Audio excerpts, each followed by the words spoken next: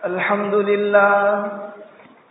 لله نحمده ونستعينه ونستغفره ونؤمن به ونتوكل عليه ونعوذ بالله من شرور أنفسنا ومن سيئات أعمالنا من يهده الله فلا مضل له ومن يضلله فلا هادي له ونشهد أن لا إله إلا الله وحده لا شريك له ونشهد أن سيدنا ومولانا محمدا عبده ورسوله صلى الله تعالى عليه وعلى آله وأصحابه وبارك وسلم تسليما كثيرا كثيرا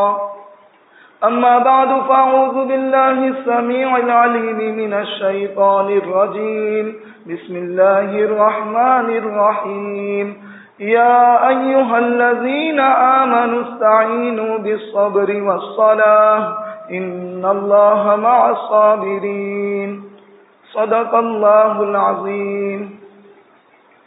محترم بھائیوں، دوستوں اور بزرگوں، جو ایک دعا بتائی گئی تھی اس میں علماء کرام فرماتے ہیں اللہم بارک لنا فی رجب و شعبان وبلغنا رمضان. دعا میں یہ بتایا گیا کہ اللہ سے دعا مانگو، اللہ سے یہ طلب کرو کہ یا اللہ ہمیں رجب کے مہینے میں بھی برکت عطا فرما اور شعبان کے مہینے میں بھی برکت عطا فرما اور رمضان المبارک کا مہینہ ہم کو نصیب فرما. یہ بڑی مبارک دعا ہے اور اللہ کے سامنے اپنی عاجزی کو دکھانا ہے اور اللہ تعالیٰ کے سامنے اپنے معصومیت کو بتلانا ہے کہ ہم ہر وقت اور ہر آن اللہ تعالیٰ کے محتاج ہیں. اس لیے کہ بندہ تو ایک گھڑی بھی اپنے آپ سے کچھ نہیں کر سکتا. بہت سارے ہمارے دوست جو رجب کے مہینے میں ہمارے سامنے موجود تھے، شعبان کے مہینے میں بھی ہمارے ساتھ موجود تھے، لیکن کچھ وقت رمضان المبارک کے آنے کا باقی ہے، لیکن وہ ہمارے ساتھی ہمارے ساتھ موجود نہیں ہیں. ہمارا وقت کیا ہے ہم کو بھی پتہ نہیں ہے. کس آن، کس لمحہ، کس گھڑی ہمارا انتقال ہو جائے کوئی انسان اپنے آپ کی گارنٹی نہیں لے سکتا. آج تو بڑی بڑی ٹیکنالوجی، مشین، ان کی گارنٹی نہیں ہے، انسان اپنی گارنٹی کیا لے گا. اس لیے ہم ہر وقت اللہ تعالیٰ کے محتاج ہیں. گزشتہ ہفتے کچھ باتیں بیان کی گئی تھی صبر کے تعلق سے.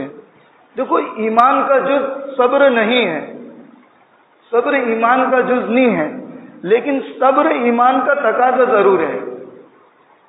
حتیٰ کہ آپ صلی اللہ تعالی علیہ وسلم نے تو یہاں تک فرمایا کہ کامل مومن وہ ہو ہی نہیں سکتا جس کے اندر صبر کا مادہ نہ ہو. اس لیے آپ صلی اللہ تعالی علیہ وسلم نے فرمایا الصبر نصف الایمان، کہ صبر جو ہے وہ نصف ایمان ہے، آدھا ایمان ہے. اس لیے کہ ایمان کا تقاضا جہاں بہت ساری چیزیں ہیں وہاں پر ایک چیز ایمان کے تقاضوں میں سے یہ ہے کہ انسان صبر کرتا ہو. انسان ہے مختلف چیزوں سے وہ بنا ہوا ہے، مختلف چیزوں کا وہ مجموعہ ہے. اس کے ساتھ بہت سارے حالات لگے ہوئے ہیں. خوشی بھی اس کے سامنے آتی ہے، کبھی رنج بھی اس کے سامنے آتا ہے، تکلیف بھی اس کو ہوتی ہے، صحت بھی اس کے ساتھ رہتی ہے. ان تمام چیزوں کے ساتھ صبر کا ایک جز لازم ہے کہ جب اس کے پاس نعمت آئی تو کیا کر رہا ہے؟ اس کو اللہ تعالیٰ نے تکلیف دی تو صبر کر رہا ہے یا آہو واویلا کر رہا ہے؟ کوئی آزمائش آ رہی ہے تو وہ بندہ کیا کر رہا ہے؟ اور دیکھو صبر اتنی بڑی دولت ہے، اور انسان جب صبر کو اپنے ساتھ رکھتا ہے، اس کو اپناتا ہے، تو اللہ تعالیٰ کے کیسے انعامات اس پر برستے ہیں. ہم لوگ یہ سمجھتے ہیں کہ اگر کسی کا انتقال ہو گیا اسی وقت صبر ہے، یا اسی وقت انا للہ و انا الیہ راجعون پڑھنا ہے. ایسا نہیں ہے. چھوٹی سی تکلیف ہو، معمولی سی تکلیف ہو، اس پر بھی اگر بندہ انا للہ پڑھتا ہے اور صبر کا دامن پکڑتا ہے اور اپنے اللہ تعالیٰ کو یاد کرتا ہے، اللہ تعالیٰ اس پر بھی اجر عطا فرماتے ہیں. ہمارے استاد محترم تو فرماتے تھے کہ ایک بندہ دکان کے اندر گیا، بڑی دکان میں، بڑی شاپ میں گیا ہوا ہے وہ، اور اچھے لوگوں کے سامنے شاپنگ بھی کر رہا ہے، خریداری کر رہا ہے، بڑے بڑے لوگ اس کے سامنے موجود ہیں، اور اس نے ایک قیمتی چیز لی، اور قیمتی چیز لینے کے بعد جب کاؤنٹر والے نے اس کے پاس سے پیسے مانگے تو اپنی جیب میں ہاتھ ڈال رہا ہے پیسے نکالنے کے لیے، اور جس جیب میں اس نے ہاتھ ڈالا ہے اس جیب میں پیسے نہیں رکھے ہوئے ہیں بلکہ اس کی دوسری جیب میں پیسے رکھے ہوئے ہیں۔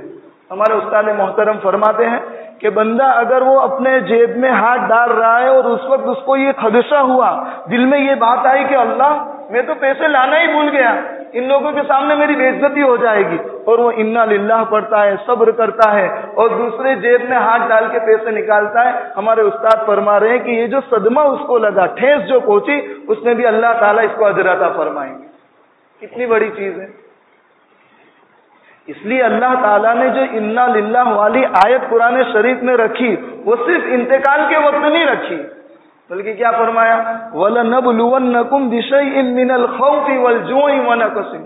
اللہ تعالیٰ خوف بھی دے رہے ہیں، اللہ تعالیٰ جان میں بھی کمی کریں گے، انتقال بھی ہوگا، اور اللہ تعالیٰ مال میں بھی کریں گے، ہر طریقے سے آزمائیں گے۔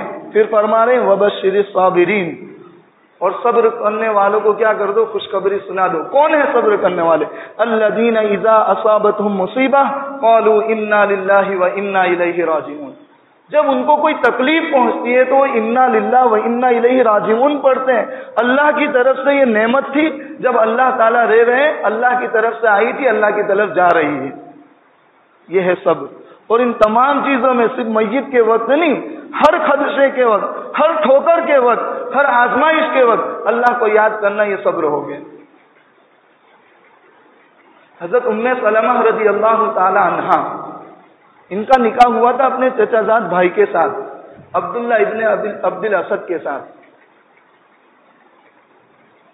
ان کی کنیت ابو سلمہ، اور آپ صلی اللہ تعالی علیہ وسلم کی بیویوں میں سے ایک بیوی ام سلمہ یہی ہیں جو ابو سلمہ کے انتقال کے بعد آپ صلی اللہ تعالی علیہ وسلم کے نکاح میں آئی تھی۔ مجھے صبر والی چیز بتلانا ہے کہ اللہ کیسا نوازتا ہے۔ ابو سلمہ اور ام سلمہ رضی اللہ تعالیٰ عنہ میں اتنی محبت تھی کہ ساتھ جینے مرنے کی قسم کھائی تھی انہوں نے۔ اور کیا فرمایا، ام سلمہ رضی اللہ تعالیٰ عنہ بیٹھی ہیں، اپنے شوہر ابو سلمہ سے کہہ رہی ہیں کہ میں ایک بات آپ سے کہنا چاہتی ہوں۔ ابو سلمہ رضی اللہ تعالیٰ عنہ کہنے لگے کہ کہیے کیا بات ہے۔ وہ کہنے لگی کہ میں نے یہ بات سنی ہے کہ جو شوہر اپنی بیوی سے محبت کرتا ہے اور جو بیوی اپنے شوہر سے محبت کرتی ہے اور وہ جنتی ہوں، ایمان والے ہوں، اور اگر اس میں سے عورت کا انتقال ہو جائے اور انتقال کے بعد شوہر کسی سے نکاح نہ کرے تو اللہ تعالیٰ اس عورت کو جنت میں اسی شوہر کی بیوی بناتے ہیں، اور اگر شوہر کا انتقال ہو گیا اور بیوی اس کے بعد کسی مرد سے نکاح نہ کرے اور وہ جنتی ہو تو اللہ تعالیٰ اس عورت کو بھی اسی شوہر کے نکاح میں جنت میں رکھتے ہیں۔ آؤ ہم دونوں قسم کھاتے ہیں کہ اگر میں مر گئی میرے بعد تم نکاح نہ کرنا، اور اگر تم مر گئے تو تمہارے بعد میں کسی سے نکاح نہ کروں گی۔ کتنی محبت ہے۔ ایک میاں بیوی میں یہ محبت لازم ہے۔ اگر شوہر اپنی بیوی سے محبت نہیں کرتا اور بیوی اپنے شوہر سے محبت نہیں کرتی، وہ ازدواجی زندگی کی جو خوشیاں ہیں، نکاح والی جو برکتیں ہیں، نکاح والی خوشیاں ہیں، ان خوشیوں کو وہ حاصل نہیں کر سکتے۔ اور یہ دونوں ان ہستیوں میں سے ہیں جنہوں نے دو ہجرت کی، ایک حبشہ کی طرف ہجرت کی ہے اور ایک مدینہ منورہ کی طرف ہجرت کی ہے، اور ہجرت کا عجیب و غریب واقعہ سنا رہی ہیں۔ ام سلمہ رضی اللہ تعالیٰ عنہ فرماتی ہیں جب ہم نے ہجرت کا ارادہ کیا تو ابو سلمہ آئے، اونٹ لے کر آئے، اونٹ پر سارا سامان لاد دیا اور اونٹ کی نکیل پکڑی اور چلنے لگے اور مجھ کو سواری پر بٹھا دیا۔ فرماتی ہیں کہ ہم سفر کر رہے تھے، جا رہے تھے، ہجرت کرنا ہے، اپنا وطن چھوڑنا ہے۔ دیکھو اپنا وطن چھوڑنا آسان نہیں ہوتا۔ آج اگر خدا نہ خواستہ ہم سے یہ حکومت یہ درخواست کرے کہ آپ کی جائیداد آپ کو یہیں رکھنی ہے، آپ کے بنگلے آپ کو یہیں چھوڑنا ہے، آپ کی زمینیں آپ کو یہیں چھوڑنا ہے اور اس وطن کو خارج کر کے آپ کو نکل جانا ہے، کسی کے لیے اتنا آسان نہیں ہوگا کہ اپنے آبا و اجداد کی جگہ کو انسان چھوڑ کر تنہا تنہا دوسری جگہ چلا جائے۔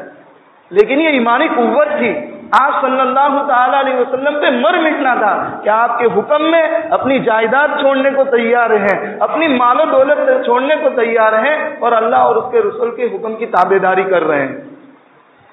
اب یہ جا رہے ہیں تو بنو مغیرہ یعنی ام سلمہ رضی اللہ تعالی عنہ کے خاندان کے لوگ ملے. ایک بچہ بھی ہے سلمہ جو ان کے ساتھ جا رہا ہے. تو وہ لوگ آئے اور کہنے لگے کہ ابو سلمہ تم اپنے معاملے میں آزاد ہو، اگر آپ اس ملک کو چھوڑ کر جانا چاہتے ہو تو اس ملک کو چھوڑ کر چلے جاؤ، ہم اپنی بیٹی کو آپ کے ساتھ جانے نہیں دیں گے. آزمائش دیکھو. اور بنو مغیرہ نے حضرت ام سلمہ رضی اللہ تعالیٰ عنہ اور ان کے بچے کو رکھ لیا اور ابو سلمہ کو کہہ دیا کہ آپ چلتے بنیے. ابو سلمہ ہجرت کر رہے ہیں. جب یہ بات ابو سلمہ کے خاندان کے لوگ کو پتہ چلتی ہے، بنو عبد الاسد کے لڑکے والوں کے خاندان کو پتہ چلتا ہے، تو وہ ام سلمہ بنو مغیرہ کے خاندان اور بنو مغیرہ کے پاس آتے ہیں اور کہتے ہیں کہ آپ اپنی بیٹی کے معاملے میں تو آزاد ہیں، لیکن آپ نے جو ہمارا پوتا ہمارا بیٹا اپنے قبضے میں رکھا ہے آپ اس کے معاملے میں آزاد نہیں ہیں. سلمہ ہمارے گھر کا وارث ہے، آپ اس کو ہمارے ساتھ دے دیجئے. اب بیچاری بیوی دیکھیے ام سلمہ، شوہر سے بھی جدائی ہو گئی اور جو بچہ تھا اس بچے سے بھی جدائی ہو گئی. ایک ماں کا معاملہ ایسا ہے کہ اگر بچہ پاس ہو تب بھی وہ اپنا صبر دکھاتا ہے، یا ایک شوہر پاس ہو تو اپنا صبر دکھاتا ہے. یہاں پر تو شوہر بھی جدا ہو گیا اور بچہ بھی جدا ہو گیا. حالت کیا تھی؟ ام سلمہ رضی اللہ تعالیٰ عنہ فرماتی ہیں میں جنگلوں میں نکل جاتی تھی اور پورا دن اور وہاں رہتی تھی اور روتے رہتی تھی، اپنے اللہ کو یاد کر رہی ہوں، اپنے بچے کو یاد کر رہی ہوں، اپنے شوہر کو یاد کر رہی ہوں اور دن بھر روتی رہ رہی ہوں. فرماتی ہیں کہ ایک مرتبہ میرے چچا زاد بھائی نے مجھ کو دیکھ لیا اور وہ میرے گھر والوں کے پاس آئے اور کہنے لگے کہ آپ کو اس مسکینہ پر ترس نہیں آتا، آپ کو اس پر رحم نہیں آتا کہ آپ نے اس کے شوہر سے بھی اس کو جدا کر دیا، اس کے بچے سے بھی اس کو جدا کر دیا، آپ اس لڑکی کو اجازت دے دیجئے کہ اپنے شوہر سے جا ملے. کہا سنا اور ننیال والوں نے اجازت دیتی کہ بیٹی تو جا سکتی ہے. یہ بات اب لڑکے والوں کو پتہ چلتی ہے تو بنو عبد الاسد کے لوگ کہتے ہیں کہ ہم بچہ دینے کو تیار ہیں. ام سلمہ رضی اللہ تعالی عنہ اپنے بچے کو لیتی ہیں، سواری پکڑتی ہیں اور قبا میں اپنے شوہر سے جا ملتی ہیں. ان کے شوہر بہت سی جنگوں میں حصہ لے چکے تھے. ایک جنگ میں ایک سخت زخم آیا اور ایک سریے میں وہ زخم ابھرا اور اس کی وجہ سے ان کا انتقال ہوا. ام سلمہ رضی اللہ تعالیٰ عنہ کہتی ہیں کہ میرے شوہر جیسا کوئی شوہر نہیں ہو سکتا، لیکن فرماتی ہیں کہ جب ان کا انتقال ہوا اور آپ صلی اللہ تعالی علیہ وسلم کی ایک دعا مجھ کو یاد آئی کہ اللہ کے نبی نے فرمایا تھا جب کوئی آزمائش آئے اس وقت صبر کرے اور انا للہ و انا الیہ راجعون پڑھے. ام سلمہ فرماتی ہیں میرے شوہر ابو سلمہ جیسا شوہر کوئی نہیں ہو سکتا، میرے نزدیک سب سے قیمتی میرا شوہر، سب سے پسندیدہ انسان میرا شوہر. لیکن فرماتی ہیں میں یہ سوچتی تھی کہ مجھے میرے شوہر کے بعد اس جیسا شوہر نہیں مل سکتا، لیکن نبی کی جب بات یاد آتی ہے اور میں انا للہ پڑھتی ہوں اور اللہ تعالیٰ سے فریاد کرتی ہوں اللہم اجرنی فی مصیبتی واخلفنی خیرا من، اے اللہ تم میری مصیبت میں مجھ کو صبر عطا فرما، بہترین بدلہ عطا فرما، اور اللہ تو نے جو چیز مجھ سے لی ہے اس سے بہتر مجھ کو عطا فرما. تو آپ صلی اللہ تعالی علیہ وسلم سے ان کا بعد میں نکاح ہوتا ہے اور جب آپ صلی اللہ تعالی علیہ وسلم کے نکاح میں وہ آتی ہیں فرماتی ہیں کہ میں تو سوچتی تھی کہ ابو سلمہ جیسا شوہر کوئی نہیں ہو سکتا، لیکن جب حضور کے نکاح میں آ رہی ہوں تو میرے نبی جیسا شوہر کوئی نہیں ہو سکتا. کتنی پیاری دعا، انا للہ اور صبر کرنا. اللہ کیسی نعمت دے رہا ہے، لیکن یہ کب ملے گی؟ جبکہ انسان صبر کا دامن پکڑے رکھے. آج ہم نے صبر کا مادہ ہی چھوڑ دیا اور مصیبت کہاں سے کھڑی ہوئی؟ ان سیریلوں کی وجہ سے، ان ٹیلی ویژنوں کی وجہ سے، ان پکچروں کی وجہ سے.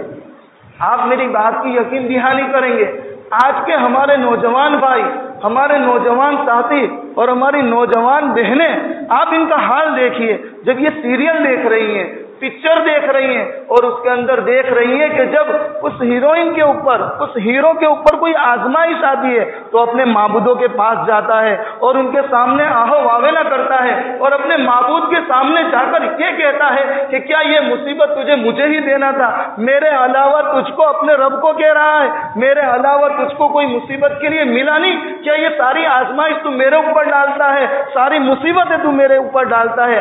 آج علماء کرام سے پوچھیے، مفتیان کرام سے پوچھیے، اگر یہ سیریل دیکھنے والی بچیاں، یہ ٹیلی ویژن دیکھنے والے لڑکے اگر یہی بات اللہ کے گھر میں آ کر اللہ کے سامنے فریاد کرتے ہیں کہ اللہ ساری مصیبت تو مجھے دے رہا ہے، ساری آزمائش تو مجھے دے رہا ہے، یقین مانو علماء کہیں گے کہ اس کا ایمان میں اب تذبذب آ رہا ہے، اس کا ایمان باقی نہیں رہا۔ کیونکہ ایمان والے کا کام نہیں ہے کہ آزمائش آئے تو اللہ کے سامنے آہو آویلا کرے، نہیں۔ آپ صلی اللہ تعالی علیہ وسلم نے کتنا عجیب ارشاد فرمایا کہ عجبا لامر المؤمن، ایمان والوں کا معاملہ عجیب ہے۔ فرمایا کتنا عجیب کہ ہر معاملہ اس کے لیے خیر۔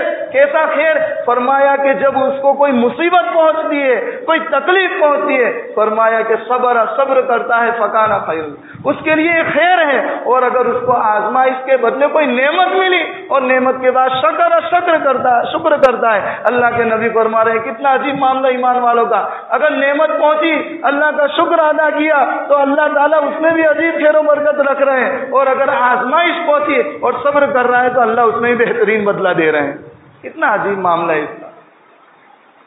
اسی لیے تو فرمایا وَإِذْ رَبُّكُمْ لَئِن شَكَرْتُمْ لَأَزِيدَنَّكُمْ وَلَئِن كَفَرْتُمْ إِنَّ عَذَابِي لَشَدِيدٌ۔ یاد رکھو ہر چیز کا مالک میں ہوں، ہر چیز تم کو میں دیتا ہوں۔ کبھی تو میں اس طرح آزماتا ہوں کہ لڑکیاں تمہارے گھر میں دیتا ہوں، کبھی اس طرح آزماتا ہوں کہ لڑکے ہی تمہارے گھر میں دیتا ہوں، کبھی اس طرح آزماتا ہوں 40 سال نکاح کو ہو گئے، 50 سال نکاح کو ہو گئے، نہ لڑکے سے اولاد بھری ہے نہ لڑکی سے اولاد بھری ہے، لیکن کیا فرما رہے؟ اگر شکر گزاری کرو گے تو نعمت دوں گا، اور اگر ناشکری کرو گے تو میرا عذاب اتنا سخت ہے، یاد رکھنا بڑی سخت پکڑ آئے گی۔ ان بطش ربک لشدید، جب میری پکڑ آئے گی آپ کو کوئی بچانا والا نہیں رہے گا۔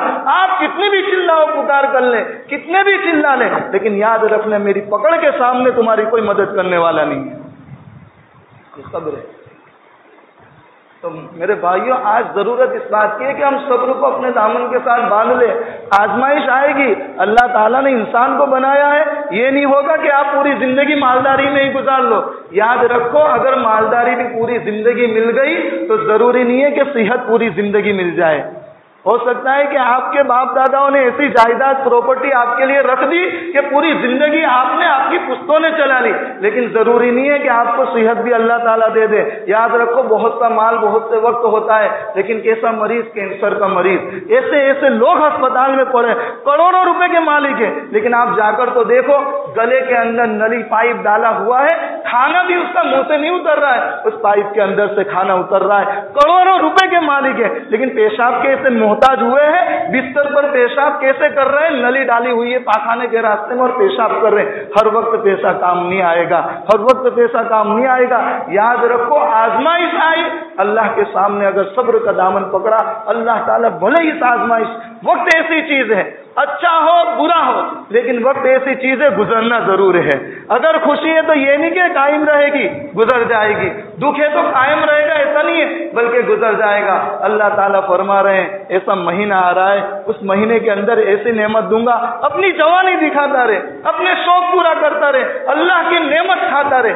یاد رکھنا وقت گزرنے والا ہے نہ نعمت ختم ہونے والی ہے۔ بہت پیارا اور مبارک مہینہ آ رہا ہے، یاد رکھو اس کو قیمتی سمجھو اور صحیح طرح ہم اس کو گزاریں۔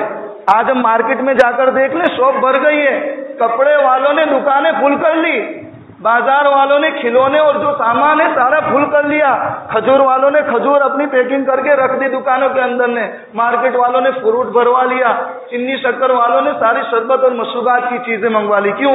اس لیے کہ بکری ہونے والی ہے۔ ہم مسلمان کو ضرورت ہے اس بات کی کہ اللہ تعالیٰ اتنا مبارک مہینہ دے رہا ہے، ہم بھی اس کو قیمتی سمجھیں، اس مہینے میں ہم خوب محنت کر لیں اور آنے والے مہینے کو ہم اس طرح گزاریں، کچھ کام کریں گے اور زیادہ ہم عبادت کریں گے تو اللہ تعالیٰ اس کی بہت ساری نعمتیں ہمارے سامنے کھولے گا۔